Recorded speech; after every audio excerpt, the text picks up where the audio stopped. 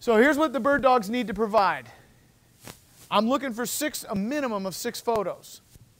I want a shot of the house from the front, from the back, and from each side, and then I want a shot of the street with the house on the right side of the frame and a shot of the street with the house on the left side of the frame so I can see the neighborhood, sort of like what an appraiser would want or include in an appraisal.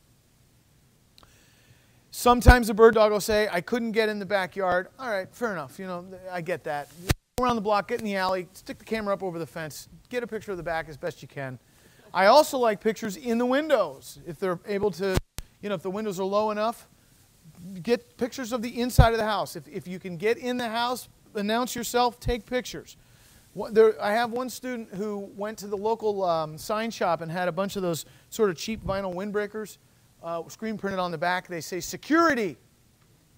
And he gives those to his bird dogs so that when they're out looking at houses, peering in the windows, the neighbors see him, it says security, they leave him alone. I thought that was pretty smart.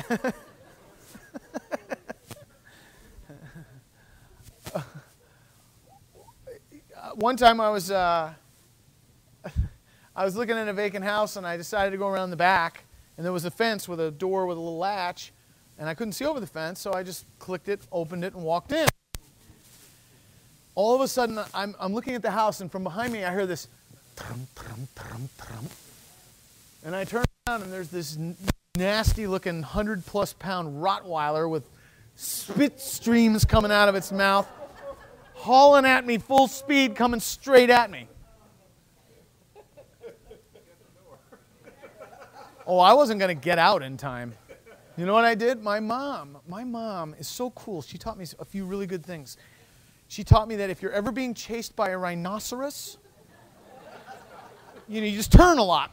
They can't turn, right? Kidding. But what she did teach me is she said if there's ever a dog that is approaching you and making you nervous, all you have to do is look the dog in the eye, point at it, and yell the word no at the top of your lungs. And in most cases, the dog will stop dead in its tracks. And so it's funny what you're able to recall.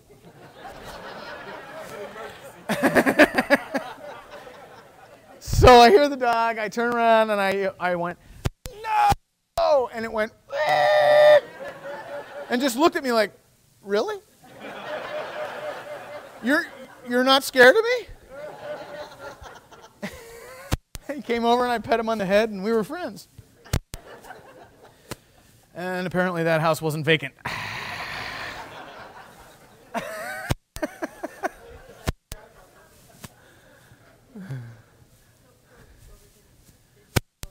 Front, back, side, side, street, street.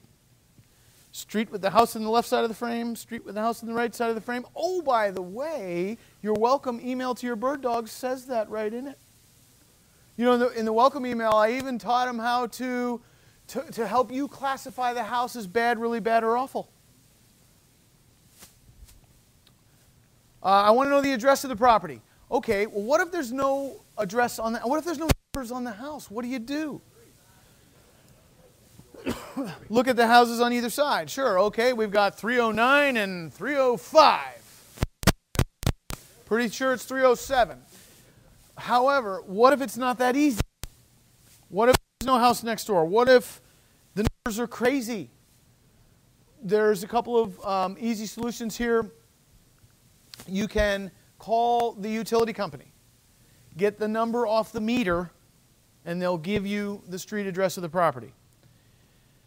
You can also call the tax assessor or go online to the tax assessor's website and look at a tax map.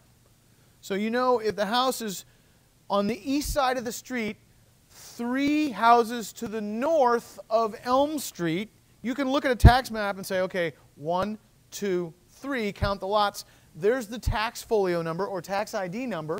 Take that folio or ID number, call the tax assessor and say, may I please have the street address for the following tax ID number? And they'll give it to you. We want to know the approximate square footage from the bird dog because the tax rolls are often wrong. People put additions on houses without pulling a permit. They add square footage to the house. The tax assessor's not aware of it. Now, what the bird dog tells us and what the tax assessor is indicating, two very different things. You know, we're off by 300, 400, 500 square feet. We can reasonably deduce that there was an illegal addition done on the house. Not a deal killer, but something we want to know. So in the welcome email, I put it right in there exactly what I want the bird dog to do. Lay a tape measure on the ground. How many of you guys have read that? Where you measure the length of your stride. Okay? This is a good, memorable stride for me, where I walk off the dimensions of a house. And for me, it's just about exactly 3 feet. For some of you, it will be a little more. Some of you, it will be a little less. It's a function of height, the length of your legs, blah, blah, blah.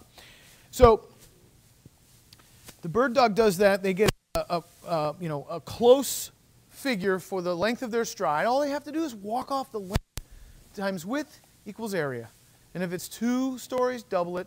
If there's a funny little jut-out addition, okay, do the main part of the house, the length and the width, multiply those. Now you got that. Now do the length and the width of the funny little jut-out addition, add the two together, you're all set. Is that exact? No.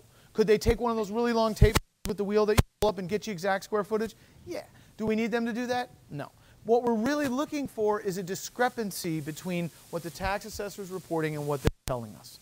Then we know, okay, something's funky here. Is the tax assessor ever wrong?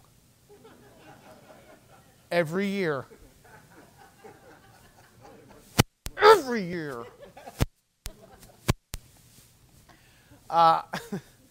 So that's what I'm looking for them to do.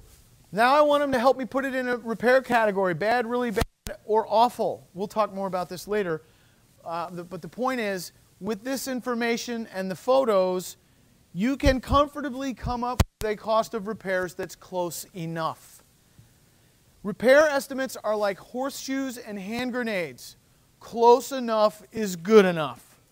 Close enough will do. The problem that a lot of us face is, we come from a background where everything should be exact. If you have an accounting background or an engineering background, a manufacturing background, I came from printing and publishing where we measured everything with a micrometer. I was a thinker brain so bad it was crazy. I had to let go of it.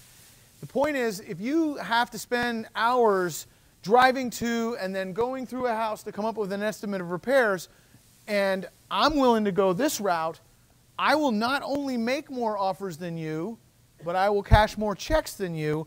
And yes, my estimates of repairs will be off by a few $1,000s sometimes. It doesn't matter.